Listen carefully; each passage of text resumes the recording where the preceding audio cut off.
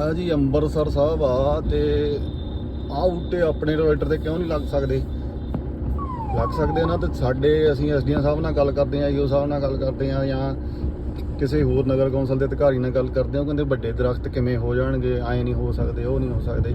ਤੇ ਉੱਪਰ ਉਹੀ ਸੇਮ ਸਿਚੁਏਸ਼ਨ ਆ, 2 ਫੁੱਟ ਦਾ ਡਿਵਾਈਡਰ ਇੱਥੇ ਆ ਤੇ 2 ਫੁੱਟ ਦਾ ਡਿਵਾਈਡਰ ਆਪਣੇ ਆ। ਆਪਣੇ ਤਾਂ 2.5 ਦਾ ਹੋਊਗਾ, 2 ਦਾ ਵੀ ਨਹੀਂ। ਤੇ ਸਾਨੂੰ ਇਜਾਜ਼ਤ ਕਿਉਂ ਨਹੀਂ ਦਿੱਤੀ ਜਾਂਦੀ ਬਾਈ?